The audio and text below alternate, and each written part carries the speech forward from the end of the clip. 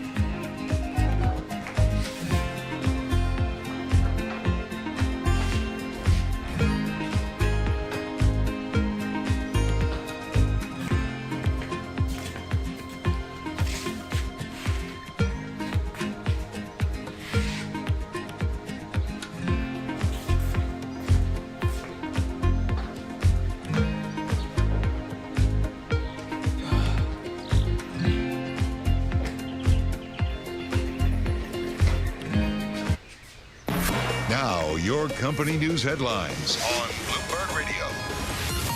From Bloomberg World Headquarters, I'm Charlie Pellet. Tesla's recalling almost 3,900 Cybertruck pickups to rework or replace accelerator pedals that can dislodge and cause the vehicle to unintentionally accelerate, increasing the risk of a crash, according to a recall report submitted to the National Highway Traffic Safety Administration. The carmaker received notice of 2 customer claims relating to the issue. The company said that when high force is applied to the Cybertruck's accelerator, the pedal may dislodge and become trapped by the interior trim. Today, Tesla shares little change, down less than 0.1%. American Express is out with revenue that topped estimates in the first 3 months of the year. And with that story, here's Bloomberg's Dan Schwartzman. Charlie, consumers continue to flock to the company's premium credit card offerings. The New York-based credit card giant said revenue jumped 11% to $15.8 billion in the first quarter. That beat the $15.77 billion average of analyst estimates compiled by Bloomberg. Spending on the firm's cards jumped 6% to $367 billion, which was slightly higher than the $366 billion analysts in the Bloomberg survey were calling for. That led to profits of $2.44 billion in the quarter, which also topped estimates. Amex, known for products like its $695 a year Platinum card, announced during the quarter that it would revamp its credit cards with Delta Airlines, the firm's largest co-brand partner. The added perks come with higher annual fees. Charlie? And that's Dan Schwartzman reporting. Shares of American Express, they're up by 4.7%.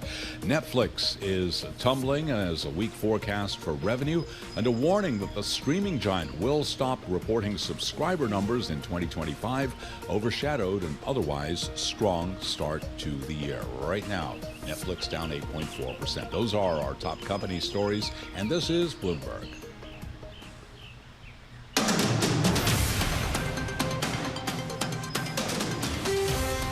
All right, taking a look at these markets right here. The S&P 500 off about 0.4%. The Nasdaq off 1.2%. The Dow, however, is up about 0.5% here. Yields come in slightly. The 10-year Treasury is about 4.6%. And let's call out Bitcoin. That is up 1.5%. 64,500 on the cryptocurrency. With our news in New York City, here's Mr. John Tucker. All right, Paul, this is an interesting one. The House has advanced a long-stalled $95 billion aid package for Ukraine, Israel, and Taiwan. The pivotal procedural vote today signaling the funding will prevail tomorrow when the House is scheduled to vote on the bill. House Speaker Mike Johnson spoke to reporters after this procedural vote.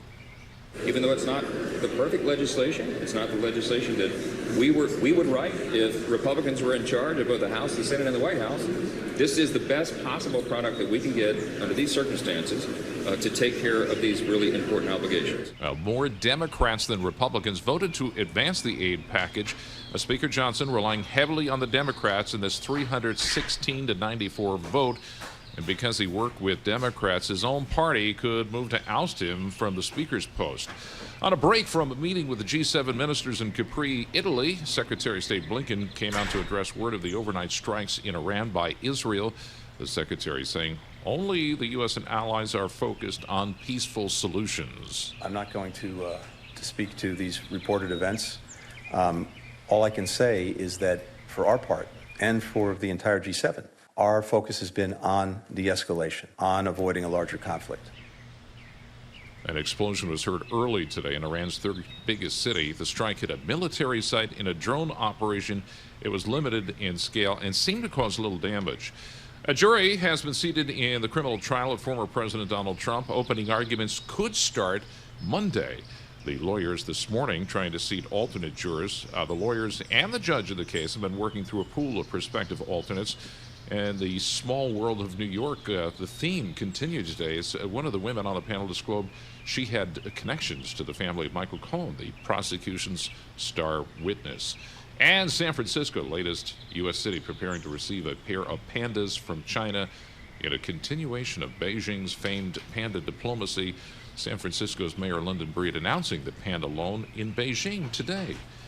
Global news, 24 hours a day, whenever you want it with Bloomberg News Now. I'm John Tucker, and this is Bloomberg. Paul, all right, very good. You look so lonely over there. I am. Yourself. I mean, people just bail on me left and right, but hopefully Alex is down enjoying the nice Caribbean weather in all her sunscreen. And, she did say by the time umbrellas. this program hit the air today, she'd be on a lounge having a cocktail. And I hope she's got a little umbrella cocktail. Very good. John Tucker, thanks so much. In the world of media, Paramount Global's controlling shareholder, Sherry Redstone, has a tough decision looming, whether to let other shareholders have a say if she agrees to sell her company's holdings to producer David Ellison and merge the film and TV giant with his Skydance Media. The Redstones own less than 10% of Paramount, but control 77% of the voting stock in the company. That's the parent of CBS, MTV, and other media businesses. Now, there's no requirement that they get approval for a deal from all of Paramount's investors, but securities law provides a way for a company to avoid costly shareholder litigation by giving everyone a chance to weigh in. This month in Delaware, where Paramount is incorporated, the state high court ruled in a case involving Match Group that deals involving a controlling shareholder who reaps a disproportionate benefit should be conditioned on approval by a special committee of independent directors and a vote by non-controlling shareholders. Absent both of those, company directors have to work harder to prove a transaction was fair to everyone if they get sued. So that's something that the Redstone family is going to have to deal with at the moment. Looking at Paramount stock, it is up 8.6% today to about $11.90. However, it is off about 19% year to date and about 46% over a trailing 12-month basis. So this is a company, like a lot of other traditional media companies, that is really under pressure as they try to navigate the transition from their old traditional business models to now one that's based upon streaming. When you see the strong results out of Netflix, they've got a long way to go to get to those Netflix numbers. And that is one of the challenges facing Paramount here. Balance of Power with Joe Matthew from Washington, D.C. That starts right now.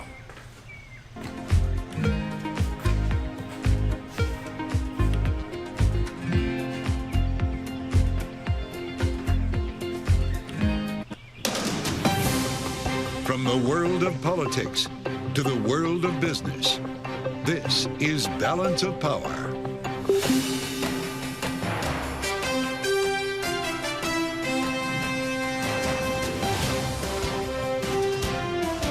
Live from Washington, D.C. The House advances funding for Ukraine and Israel. Welcome to the fastest show in politics as Democrats help Speaker Johnson clear the hurdle that will lead to votes tomorrow. Actual votes on the underlying bill, just hours, of course, after Israel strikes back against Iran. We're going to get the latest for you from Capitol Hill, where the funding just passed this procedural test. A live update coming up from Billy House, who's in the House. And with insights on the conflict of the Middle East, we hear today from Mick Mulroy, the former Deputy Assistant Secretary of Defense for the Middle East. Of course, you cannot have one story without the other. And we'll have analysis today from our signature panel, Bloomberg Politics contributors Rick Davis and Jeannie Shanzano, on the Friday edition of Balance of Power. News is breaking today in Washington. We'll have more after a look at Wall Street. Let's start there right now with Charlie Pellet in New York. Hey, Charlie. Thank you very much, Joe Matthew. Happy Friday. Lots of moving parts to this market. Let me begin with the big round number, 5,000. Right now, we are below that, trading at 49.91 on the S&P 500 index, down 19. A drop right now of 0.4%. U.S. stocks under renewed pressure as big tech sells off. Traders do remain cautious about geopolitical risks ahead of the weekend. We'll be talking a lot more about that on Sound On. Dow right now up 190, a gain there of 0.5%. Nasdaq Composite Index down 1.5%, down 188 points. Interestingly, though, small cap shares are advancing with the Russell 2000 up now by 0.3%. 10-year 4.60%, the 2-year 4.96%. We've got spot gold up $14.50 the ounce, up 0.6%, 23.93 the ounce, and West Texas Intermediate crude up 0.4%, 83.04 right now on WTI. The International Monetary Fund wrapping up its meetings in Washington amid warnings from the IMF boss that the world risks being stuck in the, quote, tepid 20s in terms of world growth. Reaction from Jay Pulaski, Chief Investment Officer at TPW Investment Management. The IMF meetings, historically, it's like Davos. You want to fade the consensus. A year ago, the IMF meetings were ultra gloomy, 100% view of recession. And guess what? Over the last 12 months, global equities up 18%, bonds represented by the ag down 4%. So yeah, we'll fade the tepid 20s, and we're more in the roaring 20s camp. Where he torqued us to. A bullish Jay Pulaski at TBW Investment Management. Earnings news now. We've got Netflix down 8.2% after last night's report. We heard from American Express this morning.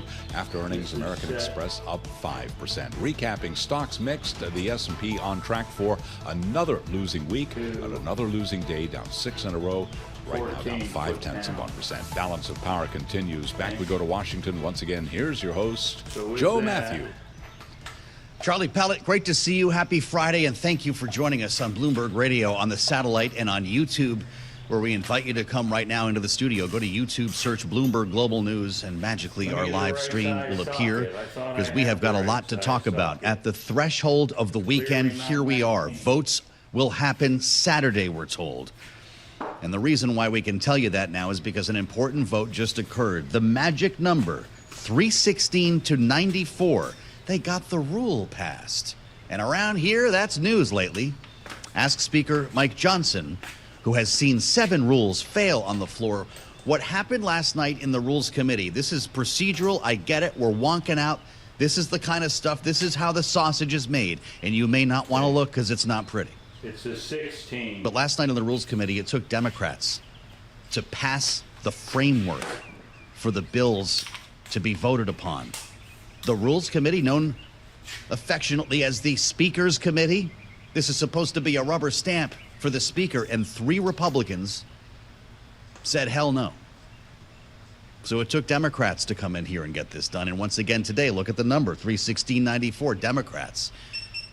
This might not play well for Mike Johnson when it comes to this whole motion to vacate matter. But let's get to the Hill right now. Billy House has been watching all this unfold before his eyes, remembering that the supplemental emergency funding bill passed the Senate back in February. Ukraine has been waiting for that long. And so has Israel, for that matter. Billy House is with us right now. Billy, we're looking at a working weekend, and I guess the glide path is set here. Are these all going to pass based on the numbers we saw today? Well, it looks that way. This test vote today was very strong, but you're correct. Actually, more Democrats, 165, voted in favor of Johnson's package, foreign aid package, than his own Republicans. Only 151 of them did so. That'll probably follow suit tomorrow late afternoon in the final vote in the House. Remarkable comments from members on both sides with regard to Speaker Mike Johnson and what he has just accomplished or not, depending on who you ask. Tom Massey, who signed on to this Republican from Kentucky, the motion to vacate with Marjorie Taylor Greene, he writes, the U.S. House is now officially in an alternate universe where the Speaker shares procedural power with Democrats. Is he wrong about that, Billy? He's not wrong about that, but what he's not really saying is that the narrow majority the Republicans have demand that no matter who is Speaker. They've already run through one, Kevin McCarthy, and now the same things or requirements or challenges are being hit on Johnson, Mike Johnson, his successor. So, yeah, it's a new universe, but it's not a universe either the speakers really have control over. They just happen to preside over it. Mm-hmm. We heard from Speaker Mike Johnson a little bit earlier today. Listen to the language that he used in trying to frame the differences between this legislation and that which passed the Senate. The House could have taken that up, brought it to the floor. We were told that it would pass, but he chose not to because of opposition from conservative Republicans, namely members of the Freedom Caucus, who aren't probably going to vote for this thing anyway. Here's Speaker Mike Johnson from earlier today. It's not the legislation that we would write if Republicans were in charge of both the House, the Senate, and the White House. This is the best possible product that we can get under these circumstances to take care of these really important obligations. He's making the case here. If you couldn't understand what he was saying, I know it's noisy and he's surrounded by marble. Not the legislation that we would have written if Republicans were in charge of both the House, the Senate, the White House. Billy, he's right about that. Mike Johnson seems to be the one person who knows he cannot pass this with his own conference. Well, that's correct. But what he's saying there is that they were able to put in such things as a loan concept in the funding for Ukraine or sanctions on Russia and Iran. And this process he's put together, that some different things than what would have been in the Senate bill. Still, nobody, Ukraine has waited and waited, and there's been a lot. The world has waited for the U.S. to either act or not act on this, as the House has kind of rolled around trying to figure out what it was going to do. What should we know about the motion to vacate then, Billy? I'm sure that's the talk on the Hill. If these all pass tomorrow, they get stitched together, it goes to the Senate. What does Marjorie Taylor Greene do? She said you vote on Ukraine, you bring it to the floor, and you're fired. But we haven't seen that happen yet. Right, and all eyes were on her this afternoon. I mean, this morning when this vote was taking place. But she left the House floor in kind of a huff, saying she wasn't going to talk to anybody. Now, she could trigger that motion and force a vote on the House floor on Mike Johnson's future. But he could also first call for a vote to table it. And so what we saw today with the Democratic help on this package of bills, some people are saying, and some Democrats are saying, they're going to help rescue Mike Johnson on that. That'll help him, obviously, but in the long run, what's a speaker or a Republican speaker's future if he has to rely on Democrats to keep him speaker? A working weekend, Billy. I wish you luck. We're going to be watching for your reporting, of course, on the terminal and online. Billy House, Congress reporter here at Bloomberg. He is part of the woodwork up there, and he knows what he's talking about. We'll stick with Billy and the rest of our congressional team as we advance to these votes tomorrow. The Senate would then, of course, take that House bill. The president's already said he'll sign it if he gets it. We could be in a different world come Monday. And after what happened last night, you do have this urgency. A lot of people pointed to the attack from Iran against Israel for relighting the fires on Capitol Hill to get this thing moving a lot more quickly. And Israel has now responded. You probably got the alerts from Bloomberg last night against Iran following the drone and missile attack last weekend. State TV in Iran says military and nuclear facilities safe. They're showing pictures of the city. People are driving through intersections like it's any old day. But that might have been the point here. There was a lot of worry, of course, about Israel overreaching, and we had a lot of questions as we asked General McKenzie here yesterday about what would be a proportionate response. That's where Mick Mulroy comes in. He's co-founder of the Lobo Institute, former U.S. Deputy Assistant Secretary of Defense for the Middle East, with us now live on Bloomberg. Mick, it's great to have you. Thank you. Israel had a couple of different audiences with this response. What did it accomplish last night? So, Joe, I think they wanted to accomplish a couple different things. So the first was they couldn't let this unprecedented attack on them by Iran just go unanswered, or they would have set a different paradigm in the Middle East and one that they didn't find acceptable. The second, I think they really wanted to show that if they wanted to, they could strike deep into the heart of Iran in the location where they both have an air base and one part of their nuclear facilities complexes, if you will, that they use to develop the uranium necessary to eventually make a bomb, if that was where they're going. And that's where many people think they are. So, but they did so in such a limited manner that it was more symbolic, but important symbol rather than really made to cause destruction, it appears. When I removed it. Interesting. Ian Bremmer tweeted earlier that this was, in fact, a de-escalatory move. And I wonder if you agree with that, having been so precise and so careful not to overreach. Did Israel just end this for now?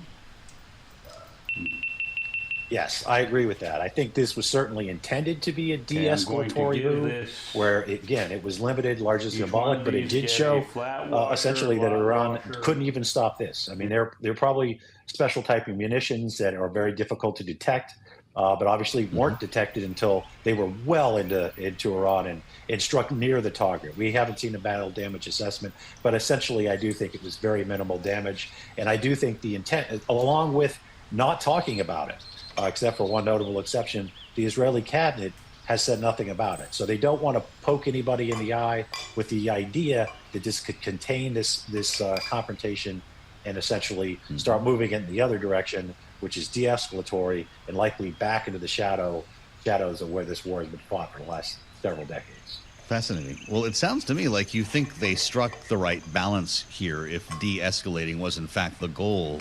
Reports say that the U.S. did get a heads up here on this move, but did not green light it.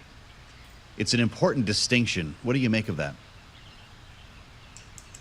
So, Joe, that's something that the U.S. was concerned about because of the strike in Damascus.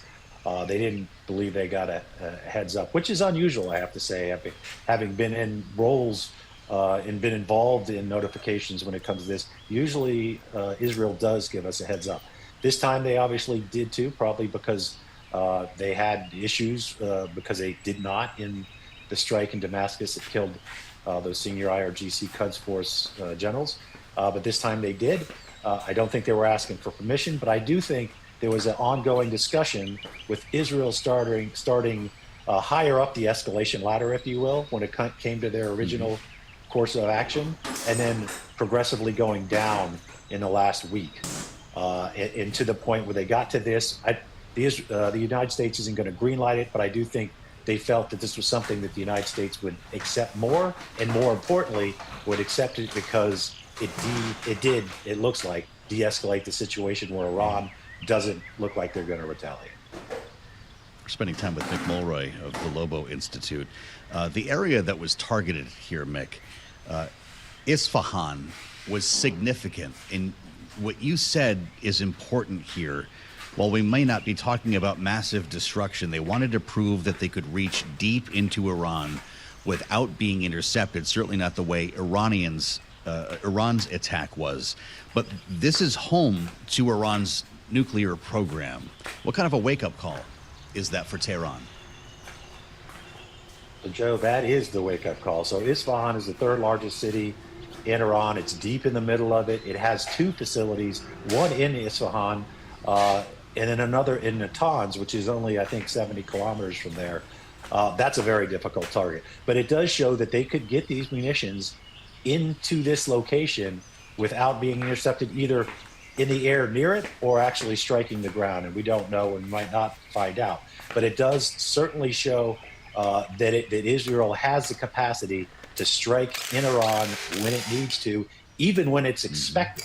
Because this has been built up and people expected, and I'm sure that the Iranian air and missile defense were on high alert, right? So even when it's telegraphed, they still were able to do it, but they did it in a way that we think didn't cause much damage. And so I think they did strike the right balance here. And I think the U.S., if they would comment, would agree that this is about the best scenario to de-escalate the situation. Mick, what did you make of the attack by Iran a week ago? A lot of people said this thing was made to be intercepted, that they telegraphed for a week they were coming. They gave Israel hours notice. And of course, we know that 99% of the drones and missiles were in fact knocked down. Was that the aim by Iran? Are both of these countries tiptoeing around each other? I think you could make that argument, yes, because of the delay. And the delay actually allowed the U.S. military to move assets in the region to intercept the missiles. I mean, if you really wanted to cause a lot of destruction, you would have likely gone immediately. That said, it was so many. So, ballistic missiles, cruise missiles, and drones, 320 total, that were sequenced, in my opinion, to basically end up in Israel at the same time. So yes, they launched the slow-moving Shaheeds first, but then they started getting caught up with by the ballistic cruise missiles and the ballistic missiles, right? So they really had to rely on the capability of Israel to intercept that many, along with the United States and UK and our Arab partners. That was a big risk. I mean, there could have been things that gone wrong, and it could have caused catastrophic damage. But I do think it's fair to say that Iran wanted time for this to happen. But they did send a pretty big risk, or put out a pretty big risk, that all these would be intercepted. But it's also important to know that they launched a lot and they were not successful. Yes. So I know they tried to couch it as some kind of victory, but from the military perspective, it looks like even with all their capabilities they launched, they had zero effect on target, essentially. Zero effect. Gosh, that's for and sure. I think that's also important. I just wonder, it's super important, Mick. I just wonder how much we learned about our own capability. Even if Iran slowed this down so we could knock some of these down, surely they didn't bet we could get 99% of them. And while we've had a lot of war games to show our abilities, to actually do this in the field, in the wild, and pull it off in reality is a different matter. Mick Mulroy, great to see you. Thank you for coming to talk to us again on Bloomberg. He's co-founder of the Lobo Institute, and he knows what he's talking about, having served as Deputy Assistant Secretary of Defense for the Middle East. Great insights today as well from Billy House. The bills are moving on Capitol Hill, and it sounds like things might be calming down, at least for a moment, in Israel and in Iran as they try to map out their next moves. We have much more ahead on Balance of Power. Stay with us on Bloomberg.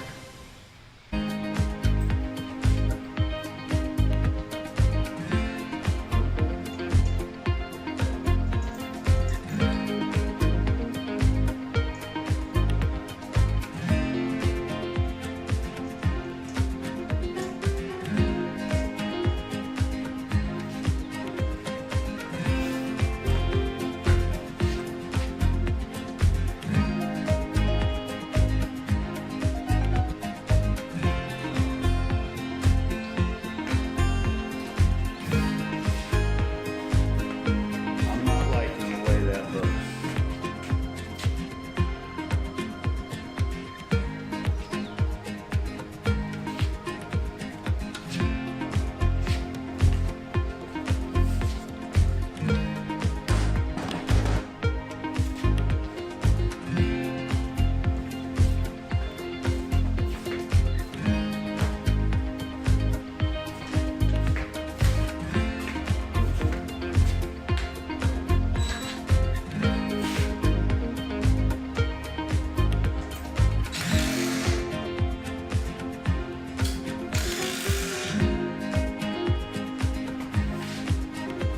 Yeah, they were closer. I made a mistake on this side.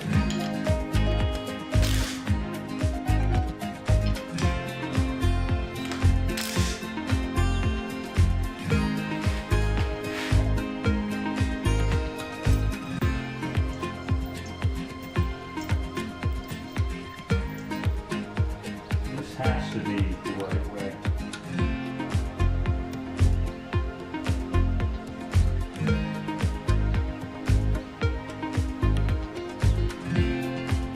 There.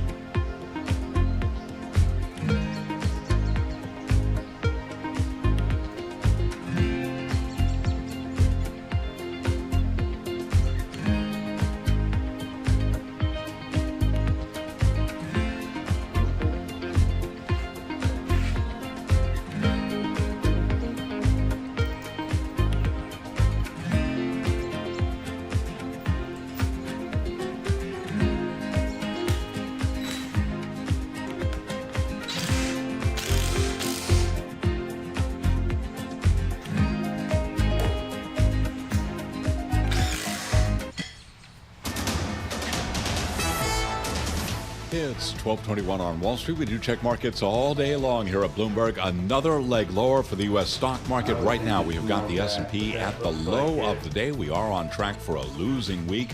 S&P heading for a sixth straight day of losses. Right now, the S&P down 38 at 49.72. So we are below 5,000 on the S&P. A drop right now of 0.8%. Dow Industrials up 85. That is a gain of 0.2%, while the NASDAQ Composite Index lower now by 263 points. For NASDAQ, a drop right now of just about 1.7%.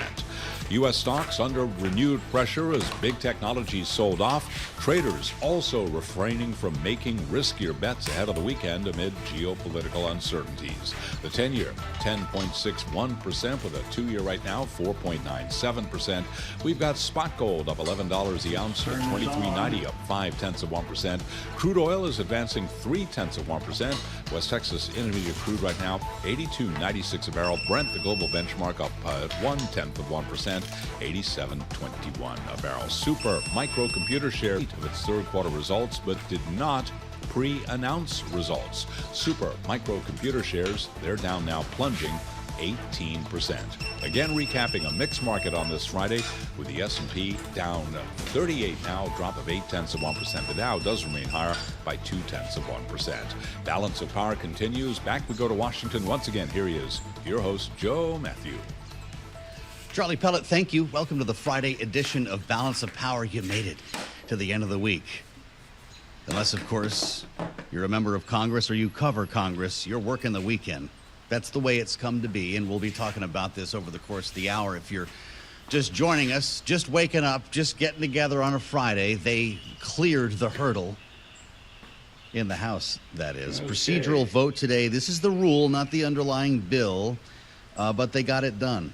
Pretty remarkable to see it happen. 316 to 94. It took 165 Democrats to push it over the line. And that's probably going to be a model for tomorrow, when separate bills to fund Ukraine, Israel, Taiwan, and then that fourth bill with repo, Iran sanctions, tick-tock, are voted on. It'll take Democrats likely to get it done. And that's why Mike Johnson is getting some serious blowback from his own Republican conference. The call's coming from inside the House. But there might be Democrats to save him from that, too. So we'll keep you posted with a lot more to follow here. The bouncing ball on Capitol Hill. Meantime, in New York, we have a jury. A group of 12 here. They actually got this done yesterday. A 12-member jury in Donald Trump's criminal trial. 7 men, 5 women chosen, along with the first of what should be a group of 6 alternates. Jury selection back underway today. We've even had some emotional moments here as they try to pick through another couple of prospective jurors. Opening statements are expected Monday. This is going a lot faster than we thought. And of course, Donald Trump is trying to campaign around all of this, which is why we wanted to spend some time with Laura Davison, of course, covering the campaign trail for us, editing our coverage here at Bloomberg. Laura, it's great to see you. I want to ask you a couple of things about Donald Trump here, but I have to admit, we've been hearing a pretty disciplined message from him, if I dare use that word, when he's walking in and out of court. We hear about all the states that he could be in otherwise, and of course that this is, a sham trial and so forth, as opposed to disparaging witnesses and some of the other things that have led to a gag order. How's the campaign managing this new schedule? This has been a little bit of a roadblock because he is in court 4 days a week, Monday, Tuesday, Thursday, Friday. But it doesn't mean he has cameras on him all day, multiple times a day. There's no cameras in the courtroom, but when he's going in and out, there's a lunch break in the middle of the day. Yeah. Plus, he's in Manhattan.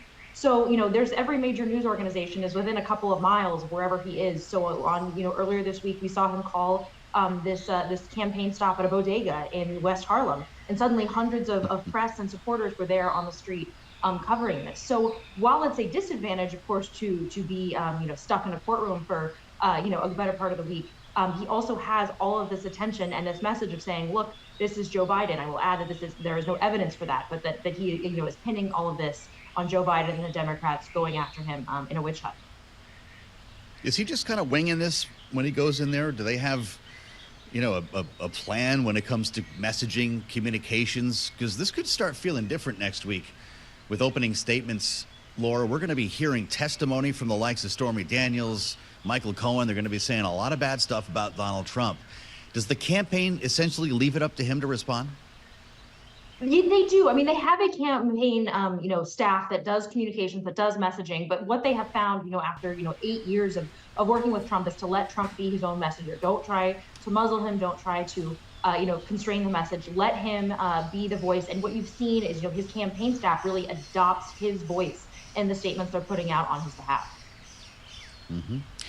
Fascinating story about Donald Trump on the terminal. I didn't think this was real when I first read it.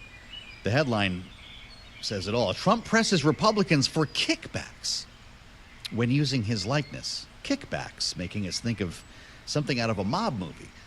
They wrote a letter to candidates that want to associate themselves with Donald Trump, Republicans, knowing that the Trump endorsement is worth something, Laura. He wants 5% of the money they earn to give it to Donald Trump's campaign. Of course, this is part of the money they're raising for their campaign. Do we think this is actually going to happen? You know, given the way that Trump has a grip on the Republican Party, I could certainly see, many of these candidates sending, a portion of their fundraising to Trump in order to stay in his good graces. You mentioned that this sort of sounds like a mob scene, and in the way this letter read was from Trump's campaign, senior campaign staff to Republicans, and saying, look, if you want to give more than the 5%, that would be, quote, seen favorably and would be reported to the highest levels of leadership at the RNC and the Trump campaign. So there's very much a certain amount of, underlying here of, hey, if you got to pay to play if you want to use our name or Trump's image in an advertisement. It's remarkable. I mean, I don't know if this is enforceable, but I guess to your point, if you want to curry favor, not just 5%, by the way, Laura, it says giving more than 5% is seen favorably and reported to the highest levels of leadership. So if you want Trump to know about it, give more than 5%. The memo also discourages candidates from speaking on behalf of Trump, creating memberships, fan clubs, not authorized by the campaign, impersonating Trump, or using a one-click donation feature when mentioning the former president. Do they think they're being taken advantage of, Laura? I think that they see that they have a fundraising gap that they need to make up and are looking at ways to do that. This is, a really unprecedented move.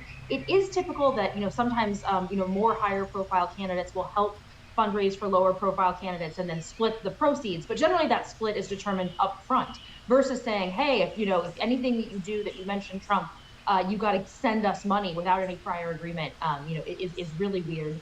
And so this is, I think where Trump's folks are really feeling the pinch on fundraising. They're still way behind on Biden, even as, fundraising started to pick up, and say, where's money going to?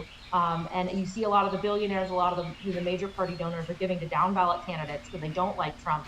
So it's a way to sort of, a backdoor way to get some of that money. You just wonder what happens if they don't give any money. It's, that's a nice looking campaign you got there, Laura. I'd hate for something to happen to it. And this is, we have seen Trump, sour on other candidates before, saying, hey, look, I endorse this guy, but now actually I like his opponent. And certainly as we're still in the primary season, that's a risk that some of these candidates run. Boy, that's for sure. Laura Davison with us, Bloomberg News politics editor. The Biden campaign has decided to just let this breathe. Which is really interesting. What do you make of this strategy, just to not talk about it? This thing has a life of its own, as I think James Carville said, so why mess with it? Yeah, I mean, what Biden has realized, for years has been if you, get involved in Trump's legal affairs and, Trump, the inter-party spats within Republicans, it's just let that go. That Biden can add nothing and can, only makes kind of dirties his own hands getting involved in that, but sort of let the bad press fly, and this has been a really effective strategy for him. Of course, you do see Biden's allies at the DNC and elsewhere. They're making sure that reporters are seeing all of this and sending out rapid response messages. But the president himself can stay above the fray, and even sort of the mess in the House right now over if Johnson will keep his job or not. That's a perfect thing that Democrats don't have to add anything to the chaos because it's all Republican driven. Something else. So he's going to the ATM in Charlotte this week, and I see there's a fundraiser on Saturday. He hasn't been doing the big rallies, at least not a lot of them lately, Laura. What's in store for this weekend? So he will go to this fundraiser. It's expected to raise about $5 million. That's, not a great haul, but, that's $5 million is $5 million. Not bad. Yeah. And then he will go to Wilmington, North Carolina, and have one of his more signature campaign rallies. He's scaled them back. They're starting to bring them up. Though we do know that, we'll see more of what we saw this week with that bodega stuff, more things like that of announced, kind of at the last minute, just show up on the street somewhere. I will note, for the first time in a long time, he has a rally in New Jersey scheduled for May. So this is, again, interesting. It's very close to Bedminster. So I think Trump is getting used to the idea he may not have to travel very far to do some of these campaign events. I'm sure that's attractive. I wonder how he feels about spending the night at Trump Tower again. It's been a while. He's doing, what, 4 nights a week or something, 3 nights a week in Manhattan. Should be a fascinating weekend. With your help, we'll learn a lot more about it. Laura Davison, it's great to see you, Laura, as always. A prominent voice here on Balance of Power when it comes to covering the campaign. So we've got an ATM stop and a rally this weekend. Once he gets out of court today, we'll let you know if they get the alternates together here. That's going to be the next thing, is to set up the alternates for the jury. We need 5 more at this point. And then we're off to the races potentially as soon as Monday. Remembering that next week is going to be a big one for Donald Trump. On the 25th, the Supreme Court will hear arguments over the immunity claim, the presidential immunity claim that has been holding up Jack Smith's January 6th trial here in Washington. So we'll be talking a lot more about Donald Trump's legal challenges next week on Balance of Power. We've got a lot to talk about with our panel. Rick and Jeannie are here as the legislation to fund Ukraine and Israel and beyond clears a significant hurdle on Capitol Hill, and Israel strikes back at Iran. We'll talk about it next with our panel. After we get world and national news, for that we turn to Amy Morris in the Bloomberg 99.1 newsroom in Washington. Hi, Amy. Hi, Joe. Tensions are still escalating in the Middle East. And U.S. officials say Israel did launch that retaliatory strike on Iran less than a week after Tehran's rocket and drone barrage. Secretary of State Antony Blinken at the G7 summit says the group of nations is urging de-escalation. You'll see soon in the G7 statement a commitment to hold Iran to account for its destabilizing activities, holding it to account by degrading its missile and drone capabilities. Iran says the attack was limited in scale, did minimal damage, and officials say they're not inclined to launch a counterstrike. The Foreign Aid and TikTok bills have cleared that procedural hurdle in the House, garnering enough votes to move the legislation forward. So now House lawmakers are working over the weekend to hold a series of votes on the foreign aid package to Israel, Ukraine, and Taiwan, and a measure that would force TikTok to separate from its Chinese parent company ByteDance. The plan largely mirrors the $95 billion foreign aid package that the Senate passed back in February. House votes are expected to begin around 1 o'clock tomorrow afternoon, and the Senate votes are expected to come next week. Global news 24 hours a day and whenever you want it with Bloomberg News Now. I'm Amy Morris, and this is Bloomberg.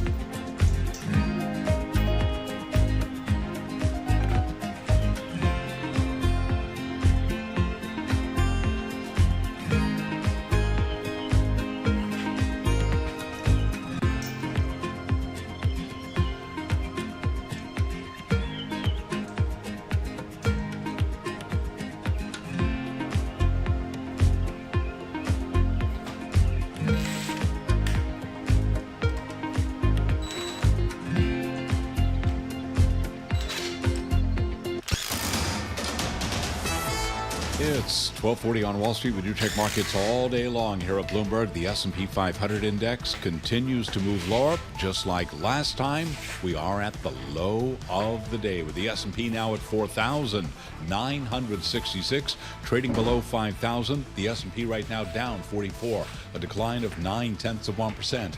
The Nasdaq Composite Index down 286, down 1.8%.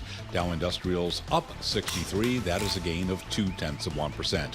Renewed pressure as big tech sells off. Traders also refraining from making any risky bets ahead of the weekend, given all of the geopolitical uncertainty. We've got the 10-year now at 4.61%, the 2-year 4.97%. Crude oil, West Texas Intermediate, up 0.4% right now, 83.05 a barrel. Gold also higher, up 0.7%, 23.95 for an ounce of the precious metal. Add another risk to the global economic outlook: Israel, Iran, and a worsening bout of inflation. And with that story, here's Bloomberg's Vinny Del Giudice. Iran and Israel have been lobbing missiles and drones, with the latest strike Friday by Israel on Iran. The specter of higher oil prices threatens the now years-long effort to slap a lid on inflation by the Federal Reserve and other central banks.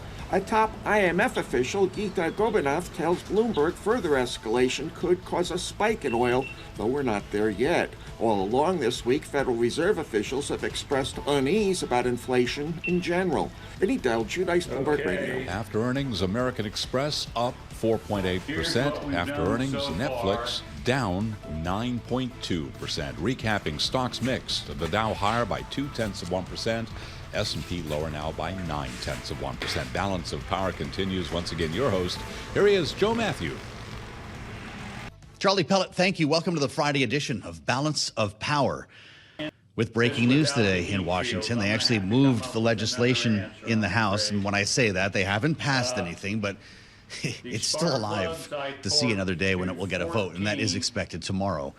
After several Republicans failed to go along with Speaker Johnson on any of this, they voted against the rule that required Democrats to step in and save this whole procedure, then voted against the rule on the floor. This happened in the committee last night, again on the floor today.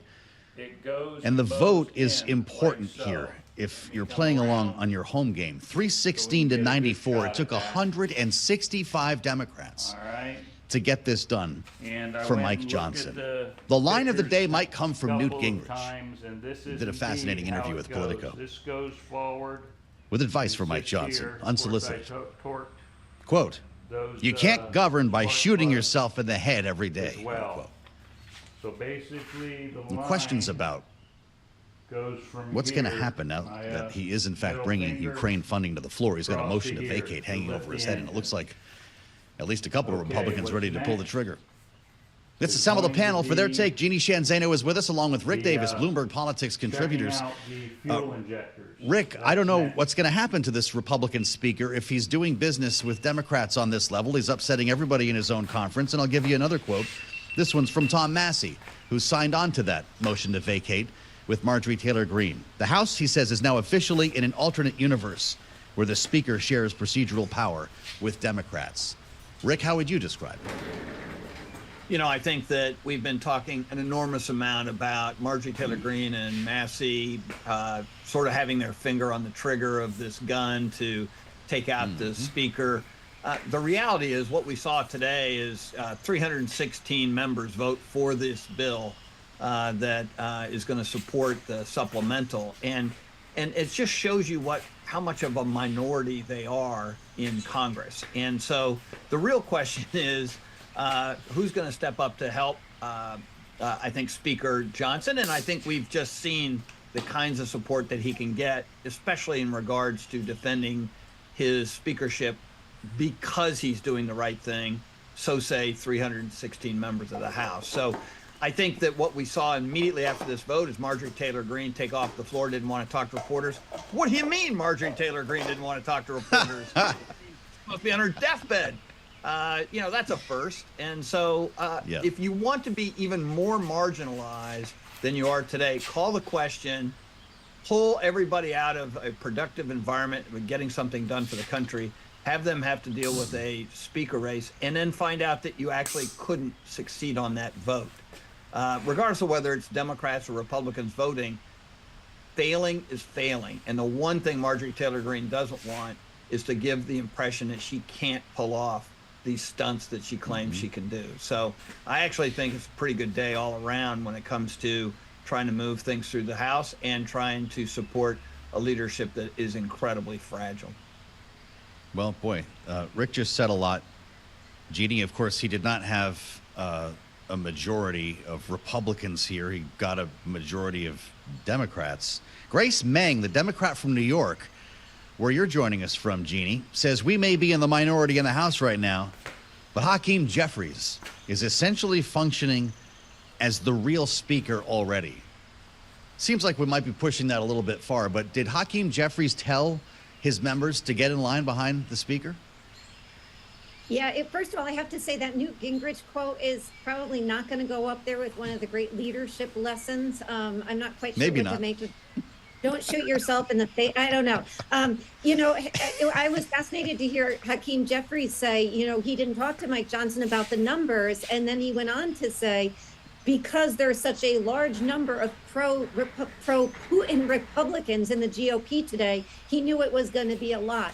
So when people talk about sort of, this bipartisanship that's happening, you can still hear the digs coming from both sides. And, the reality is that, the Democrats, they want this, as do most Republicans. And so it is not surprising that they're getting 316. Of course, as you mentioned, a lot of those being Democrats, but a good number of Republicans. The problem here is what it has been for some time in the House, is that a very small number of people are given an outside voice in the process. We find that throughout American politics. The same thing is true in the way we elect presidents with the Electoral College. It's here in the House. And until they address those rules, which Johnson said he's not going to do apparently at this point, it's going to remain that way. And Marjorie Taylor Greene, I think she ran off to talk to Steve Bannon on his podcast, by the way. To talk about the war on Christianity. Rick, I'm looking at the Freedom Caucus here, which of course expelled Marjorie Taylor Greene. They don't want a motion to vacate. This reinforces your point. They had a big meeting last night, the Freedom Caucus, and they're kind of concerned about who might come next in the form of Steve Scalise, because if he were to get the job, he might be there a long time, and apparently that's not conservative enough for them. We all remember when he stood for Speaker. So if the Freedom Caucus is against a motion to vacate, even though they can't stand Mike Johnson, isn't that all you need to know? Yeah, I think that's a lot of what you need to know. I would say not only Steve Scalise, but Tom Emmer is another member in leadership who scares the heck out of the Freedom Caucus to become Speaker. So the reality is this is the best deal the Freedom Caucus is ever going to get. But you're right. They don't control Marjorie Taylor Greene at all. Nobody does. And so as long as Jeannie says you have one person who can call a motion to vacate, you live under the threat of this kind of nuclear option. I actually, too, agree with Jeannie. I think the Speaker should have called the question and said, you know what, I'm just going to get rid of that provision in this supplemental bill. The heck with all of you. We're done with this kind of craziness. But he chose to put Ukraine ahead of his own leadership interests, and I can't argue at all with that. I would say, just to be totally clear, there were a majority of the Republican caucus support this, right? 151 Republicans voted for this Ukraine bill. There is a majority of Republicans in the House who support Ukraine. Yes. And so we talk all the time about this minority that keeps things from happening or espouse the talking points from the Kremlin. It's certainly not the majority of the party, not the majority of the caucus. And hopefully what this does is gives us a breather to see if we can get hold of this caucus and try and talk them into being, sort of American focused and not Moscow focused. Yeah. Thank you for keeping me honest on that. You are correct, Rick. We got a majority of the majority. I think the point that I was trying to make is that more Democrats voted for it than Republicans, and I don't see why that should be a problem. That's just the way some conservative Republicans in the House are looking at this. And after what we saw in the Rules Committee last night, it does make you wonder here a little bit. Again, that's 3 members of the Freedom Caucus making a heck of a lot of noise. And I'd like to ask you both about TikTok, because that was a pretty controversial matter in the Senate, and it's coming back now. Once they stitch the body parts together here and Frankenstein's monster goes to the Senate, there's going to be TikTok in there. There's going to be a single vote in that world, Jeannie. And a lot of senators were concerned about this and not prepared to vote for the divest or ban. What seems to have changed everyone's mind on this, or at least potentially changing minds here, is the timeline. They were, of course, going to have 6 months to divest under the previous version. Now it's up to a year. Is that enough of a difference to see this pass, Jeannie? You know, I still think it's going to be close. We heard from the time that it was originally proposed way back when, that 6 months, who could get together the amount of money necessary to purchase this? How would that even work under the best of circumstances? It was a really tight timeline. So I do think maybe the timeline makes a difference, but I still think we could see a close vote in the Senate on this. There are several aspects of the TikTok bill. Certainly, as it pertains to U.S. security, there's a lot of agreement. A lot of this has to do with the fact that they are focused on one company, that very little has been done yet on privacy from the U.S. government's perspective. So there's a lot of other factors. But, I do think the timeline may help a little bit as we go forward. And can I just say something I never say, Joe, which is I do give Speaker credit for sticking his neck out last night on a conservative station with all of this. Maybe there's something to having your job, sort of hanging in the wind, where you say, I've got nothing to lose. But he has absolutely done the right thing by pressing forward on this. My only fear is that too much credit from Democrats can be his death knell. So maybe Democrats need to shut up on that as well. Yeah, you may want to slow that down a little. Hey, freedom's just another word for nothing left to lose, Jeannie. I hear you loud and clear. Rick, you actually do this for a living as a partner at Stone Court Capital, as of course, an investor and someone who specializes in acquisitions here. Is there that much of a difference, 6 months to a year? Is that a game changer when lawmakers look at this? Should it be? Sure. I mean, certainly for investors, it helps a lot, because there's no way the complexity in this transaction you get done in 6 months. So it's just really being more realistic about doing something productive, right? It's just not a head nod to the public. And I would say there's a lot of bipartisan support in the Senate for this. And Maria Cantwell has been leader on this, and she's not outright rejecting the House provisions, and Mitch McConnell is all for them. So I think we've been talking a lot about blocking the talk for a long time, and this may actually be the moment in time where all that happens. And ironically, it'll get lost in all the press about Israel and Ukraine, but this may be the most important thing in this piece of legislation. That's remarkable. That's a heck of a statement, Rick. Does Steve Mnuchin buy this thing, or is there going to be a loud and productive bidding process? What's it going to look like if this passes? First of all, I think if it goes into play, you'll see other people, starting to take interest. Suffice it to say, most of the business community doesn't rely on the United States Congress to actually make its investment decisions. In fact, we usually wait around and see if anything actually gets done there. So I think there's a level of sobriety around this that, it's not done until the president signs that bill. That being said, I mean, it's a very expensive asset. And so there are only a few takers who are going to really want to run after something like this. Right.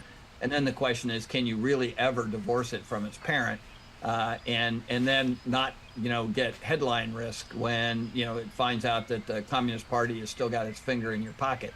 So the reality is it's a hard deal to do. But look, Steve Mnuchin is a very skilled investor. He knows all the geopolitical risks, being Secretary of Treasury. He may actually be the perfect guy to bid on this thing.